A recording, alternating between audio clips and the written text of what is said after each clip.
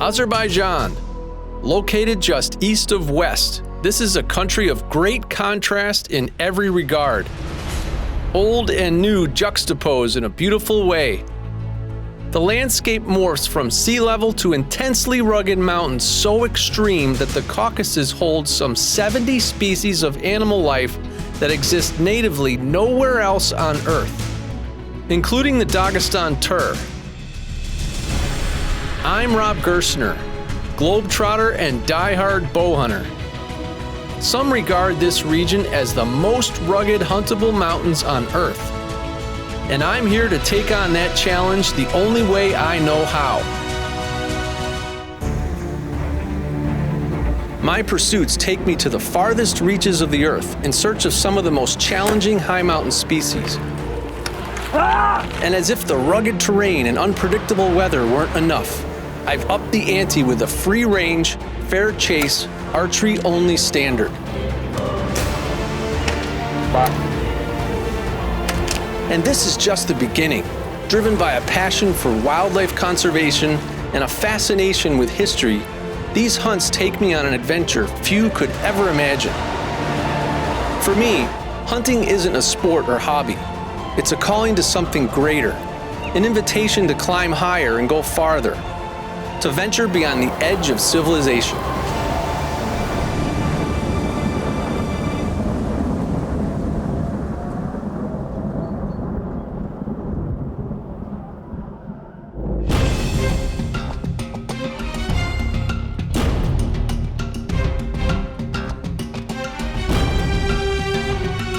After a 9-hour flight, I arrive at the crossroads of the world, Istanbul. Desperate to venture out into this centuries-old city, I know my destination holds a history just as rich. Keeping with the plan, I meet up with my good friend and guide, Junaid. How are you? Good to see you, bud. How's everything, all right? Everything is going well. I first met Junaid while hunting Bezwar ibex not far from here. I couldn't be more excited to be hunting with him once again. Our conversation quickly turns to business. The Dagestan Tur is a difficult hunt to begin with. Swap out a rifle for archery tackle, and the club becomes small, very small. In fact, only a handful of hunters have ever taken a Dagestan Tur with a bow. Even so, I'm optimistic of what lies ahead.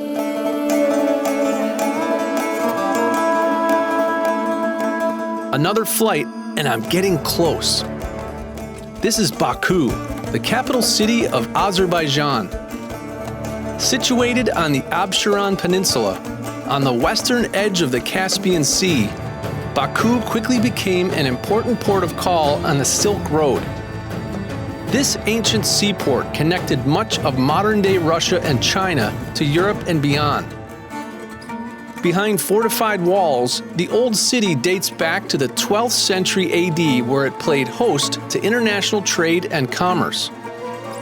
Much of the old city has been preserved as a museum, and some has even been restored to its original working state.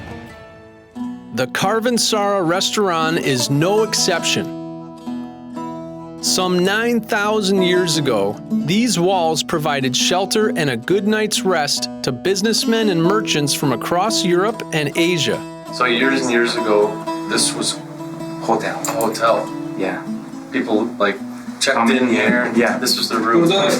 These small rooms once served as meeting places to discuss politics and conduct trade. Some 10 centuries later, this building was historically restored and reopened to a newfound tourist industry. The restaurant serves a selection of authentic local cuisine featuring regional ingredients.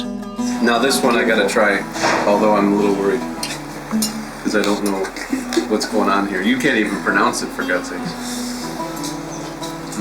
Because I'm about it.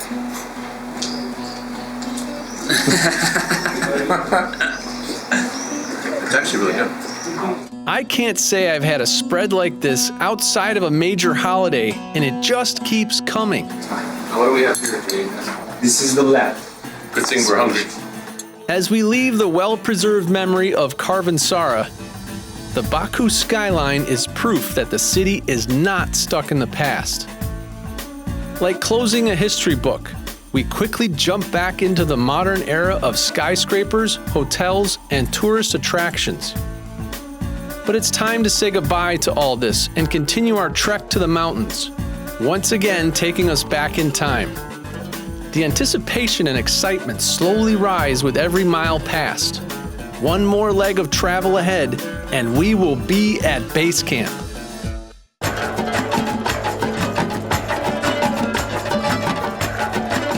So we're in Czechia, right? Yes. And the other team's going to come with another vehicle. Locals will come. We're gonna meet with them. 1 hour drive to the hunting area, and then 6.5 hours on horseback to the main camp. So from that main camp, you can go in different directions to different That's spike right. camps. That's right. Sounds like fun. Hey, right. Because, 33 hours ago we left the house. No, it's okay. We're good. We're ready. And then if we go another 7, that's 40 hours total. Located at the foot of the Caucasus Mountains, Sheki is where we meet up with a man simply known as the King. Elshad is not exactly royalty, but he might as well be. Among many other business endeavors, he takes charge of managing hunts for some 50 miles in either direction of Sheki. With the King's blessing and approval from the military border guards, our gear is loaded on horseback and we begin the last stretch of our journey to camp. Designed for the little man. My legs are like up to my chest. Yeah. 6 locals who know these mountains like the back of their hand lead us deeper into this formidable mountain range. Over 6 miles in and a 2,000-foot climb, and we finally arrive at base camp. I'm elated to be in camp, but all I want to do right now is climb higher. The excitement is palpable and camp is eerily quiet. Time seems to move at a snail's pace as everyone prepares for the adventure that awaits. A couple herds of ewes help the afternoon pass into the evening. Tomorrow promises to be an amazing day.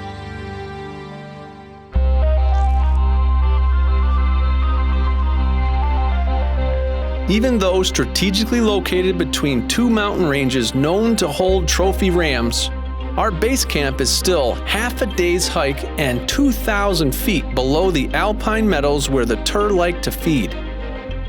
We decide to head to the south range, gain altitude, and try to get eyes on a mature ram. So what are we doing? Where are we going to sit? We're going to sit right up here? What's the plan? Our locals are there. Yeah, watching. We're gonna push a little bit.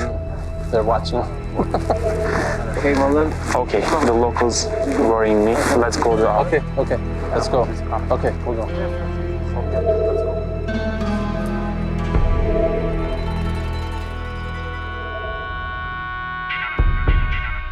Set up in what looks like a great ambush point, our efforts ultimately turn up blank. I'm beginning to understand why an archery Tur hunt is so difficult. Rough terrain can be overcome and unpredictable weather can be waited out, but not much can be done to counteract decades-old tactics that just don't work with bow hunting. O biz tərəfdən yuxarı vurar, qalxardı. Qaya çoxdur, qayanın içi ilə qaçı adama da atmağa uzaq olurdu ya, o problem. Orada genişdir, bax bu aşağı dediğimiz buzda olsaydı, getirmək olurdu. Tabii. Atarken de biraz geride duracaklar. Biz heyvanlar. The only thing I'm concerned with, in order to get one with a bow, we have to be patient and undetected. We can't have everybody running around. It won't work. Like, in other words, they cannot push them to us. It won't work with bow hunting. We will climb up from here on horseback to the main camp here, and then we will climb up together. Yep.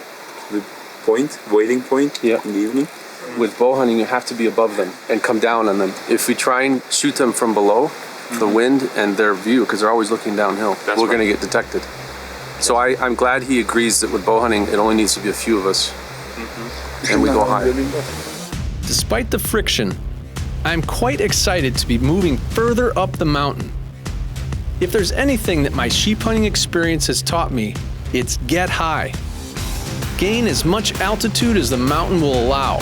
It's a strategy that seems to work almost every time without fail. At an altitude just shy of 8,000 feet, we establish our second base camp just as the weather around us begins to change. We're totally sucked in here. The fog is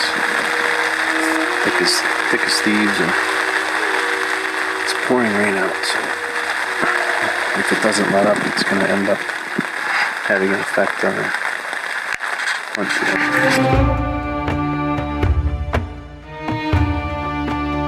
Amid the rain and fog, we head a short distance from camp to hunt a pinch point where tur are known to frequent. It's encouraging to see these ewes and young rams as they are the foundation for the survival of this species. Tur are wild goats native to the Caucasus Mountains and are found nowhere else on Earth. There are 3 recognized subspecies: the Dagestan, Kuban, and Mid-Caucasian. Tur are true mountain dwellers. They are found in temperate low elevation valleys during the heart of winter and on mountain peaks as high as 15,000 feet during summer. Trophy hunting places real value on these animals like no other activity or law can do. Without trophy hunters, tur become an unsustainable food source for local villagers, and much of their winter habitat would be overrun by domestic sheep and goats.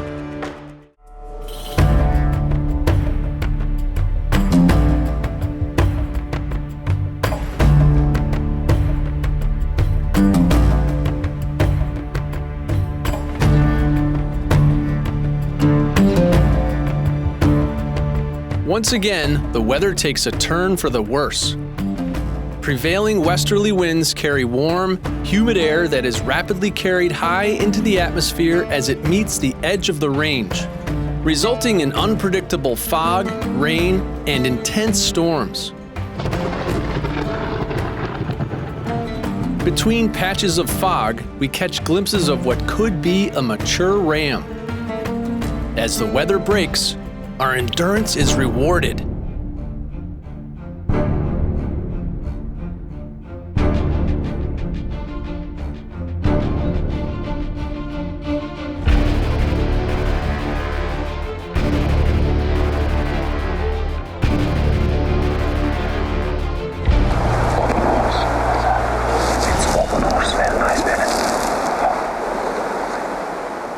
Moving away at 300 yards, these lumbering giants would be an easy target with a rifle. But it's not even an option with a bow. Unfortunately, there is no way we can get closer due to the extreme terrain. A near vertical rock face falls some 500 feet down to a precarious gorge that these rams navigate with great ease.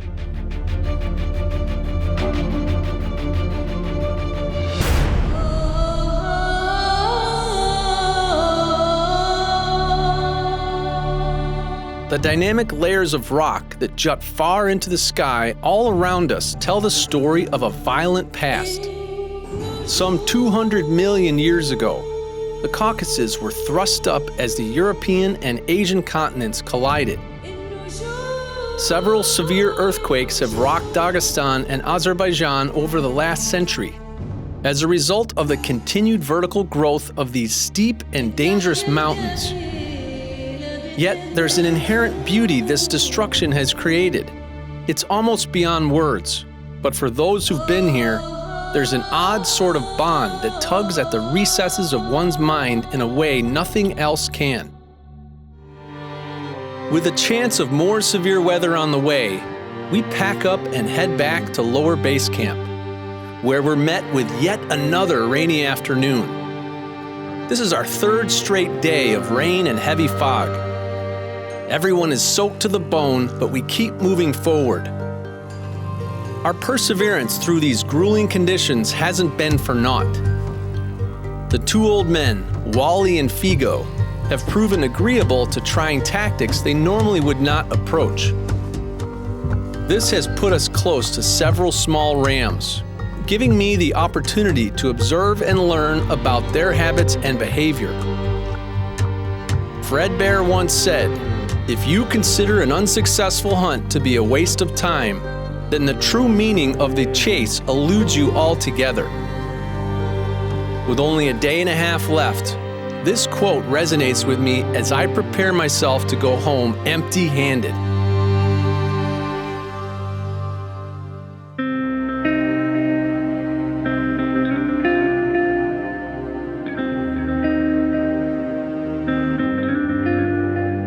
Waking to sunshine provides a much-needed morale boost and an opportunity to dry out. With news of good weather ahead, we pack up camp for a Hail Mary attempt. Our efforts thus far have been concentrated on the alpine meadows where the Tur feed. These lush green patches appear oddly out of place, clinging to the steep hillsides and perched atop rocky pinnacles. Early in the morning, we will trade still hunting at the edge of one of these pastures for a spot and stalk approach on a mature ram bedded at the summit.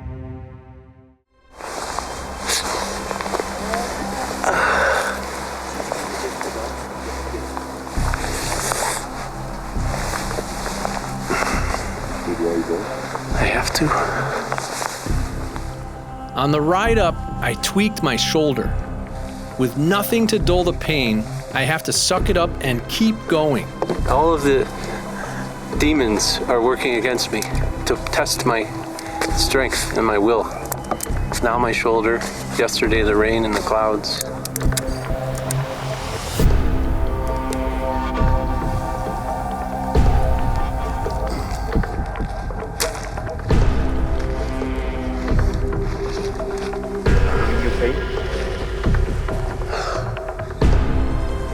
I'll be okay. Can you survive it? Yes or no? Are you gonna give up? No.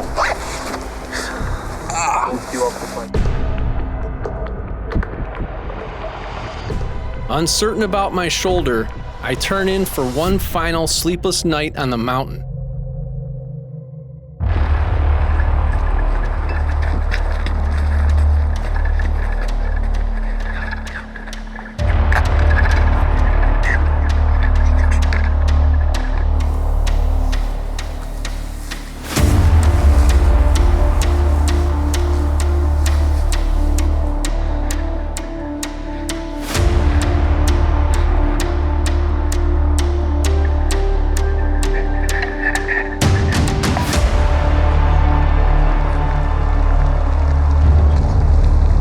For whatever reason, the last 4 days of progress are kicked down the mountain.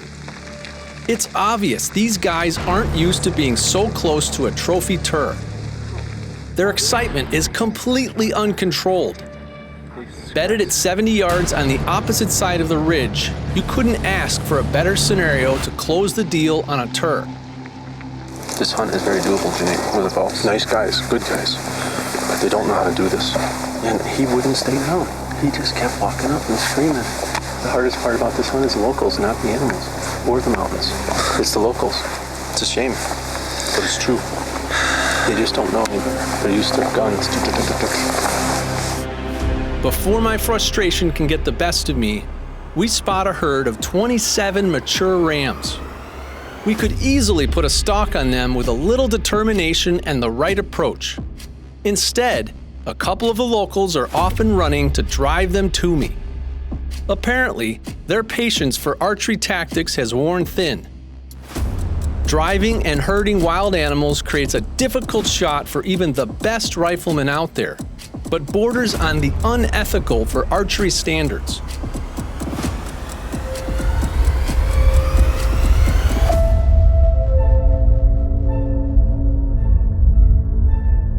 In the end, I'm a little disappointed this hunt didn't come together, but I'm not surprised.